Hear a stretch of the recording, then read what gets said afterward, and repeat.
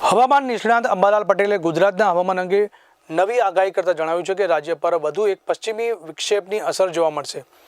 આ પશ્ચિમી વિક્ષેપના કારણે ઉત્તર ભારતના પર્વતીય વિસ્તારોમાં ભારે હિમવર્ષાની શક્યતા છે, જેના પ્રભાવથી ગુજરાતમાં પણ હવામાનમાં નોંધપાત્ર ફેરફાર થઈ શકે છે। આગાહી મુજબ રાજ્યમાં 2 ફેબ્રુઆરી સુધી હવામાનમાં પલટો આવી શકે છે। અંબાલાલ પટેલના જણાવ્યા અનુસાર ઉત્તર ગુજરાતના મહેસાણા, સાબરકાંઠા અને અરવલ્લી જિલ્લાઓમાં વરસાદ પડવાની સંભાવના છે। આ ઉપરાંત પૂર્વ ગુજરાતના અનેક વિસ્તારોમાં પણ વાદળછાયું વાતાવરણ રહેવાની સાથે છૂટાછવાયા વરસાદની આગાહી કરવામાં આવી છે। હવામાનમાં આ બદલાવના કારણે ઠંડીમાં વધારો થઈ શકે છે અને વહેલી સવાર તથા મોડી રાત્રે ઠંડક વધુ અનુભવી શકે છે। આગાહી અનુસાર દક્ષિણ ગુજરાતમાં પણ હવામાનની અસર જોવા મળશે। વડોદરા, ભરૂચ સહિતના વિસ્તારોમાં વાતાવરણ બદલાશે અને ક્યાંક ક્યાંક હળવો વરસાદ, પવન સાથે ઠંડક અનુભવાઈ શકે છે। એક પશ્ચિમ વિક્ષોભ આવે છે, જો કે અગાઉ કરતાં થોડોક ઓછો છે। આમ છતાં પશ્ચિમ વિક્ષોભની અસરના કારણે દેશના ઉત્તરીય પર્વતીય પ્રદેશોમાં હિમવર્ષા થવાની શક્યતા રહે છે।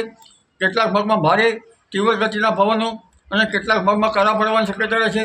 ત્યાંની અસર રાજસ્થાનના ભાગો સુધી થશે, પરંતુ ત્યાંની અસર ભિન્ન ભિન્ન ભાગોમાં થવાની શક્યતા રહે છે।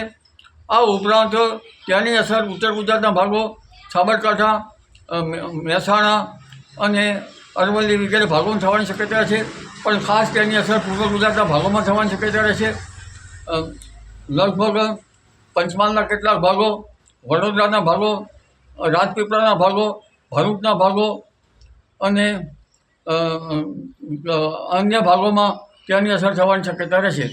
ખાસ કરીને ભાવનગર, અમરેલી અને બોટાદના કેટલાક ભાગોમાં પણ વાદળવાયુ આવવાની શક્યતા રહેશે। ક્વચિત કોઈ જગ્યાએ છાંટા પડી શકે। રાજકોટના ભાગમાં પણ વાદળવાયુ આવવાની શક્યતા રહેશે। કચ્છના ભાગમાં પણ હવામાન પલટાશે અને લગભગ દક્ષિણ ગુજરાતના ભાગો પણ હવામાન પલટાવાની શક્યતા રહેશે। અરબ સાગરનો ભેજ, બંગાળ ઉપસાગરની અસર છે કે દક્ષિણ ગુજરાતના ભાગોમાં ડાંગ, આહવા, વલસાડ, વ્યારા, ચીખલી વગેરે ભાગોમાં થવાની શક્યતા રહેશે। પરંતુ ઉલ્લેખનીય છે કે ત્યાંની ખાસ અસર પૂર્વ ગુજરાતના ભાગોમાં, મધ્યપ્રદેશના એડજોઇન ભાગોમાં ગુજરાતના થવાની શક્યતા રહે છે। તે જ ભાગોમાં હળવો વરસાદ કે કમોસમી માવઠું થઈ શકે છે અને અન્ય કેટલાક ભાગમાં છાંટા પડી શકે છે। જો કે અત્યારે હાલ ખેડૂત ભાઈઓએ જે રવિ પાકોનું વાવેતર કરેલું છે, તેમાં મરી મસાલાના પાકોમાં રોગ આવવાની ધાસ્તી બદલાતા હવામાનના કારણે રહેતી હોય છે, તો અને હમણાં પાક સારો છે, તો આવા વખતે લગભગ પાક સંરક્ષણના પગલાં લેવા સારા રહે। આ ઉપરાંત ફેબ્રુઆરીની શરૂઆતમાં પણ 4 થી 8 તારીખની આસપાસ પણ એક કમજોર પશ્ચિમ આવવાની શક્યતા રહેશે। તારીખ 12મી ફેબ્રુઆરી આસપાસ હવામાનમાં પલટો આવશે, પરંતુ ફેબ્રુઆરીના અંત ભાગમાં હવામાનમાં મોટો પલટો આવવાની શક્યતા રહેશે।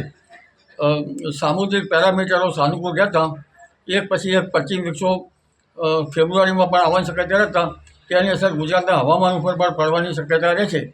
અત્યારે હાલ પશ્ચિમ વિક્ષોભ હટી જતાં ઠંડીમાં વધારો થઈ શકે, પરંતુ પવનના કારણે ઠંડી જણાય। લઘુત્તમ તાપમાન વધવા છતાં પવનના કારણે ઠંડી જણાશે અને મહત્તમ તાપમાન પણ હવે ધીરે ધીરે વધશે। મહત્તમ તાપમાન હવે ધીરે ધીરે કોઈ ભાગમાં 30 ડિગ્રી, તો કોઈ ભાગમાં 32 ડિગ્રી, તો ક્યાંક 34 ડિગ્રી સેલ્સિયસ જેવું થવાની શક્યતા રહે। લઘુત્તમ તાપમાનમાં ઘટાડો કે વધઘટ થાય, ખાસ કરીને ઉત્તર ગુજરાતના ભાગમાં લઘુત્તમ તાપમાન નીચું રહી શકે। એટલે હવે ધીરે ધીરે ફેબ્રુઆરી માસમાં ગરમીની શરૂઆત થઈ જશે। દિવસે ગરમી જણાશે, પણ સવારના ભાગમાં ઠંડા પવનો હાથ ધ્રુજાવે।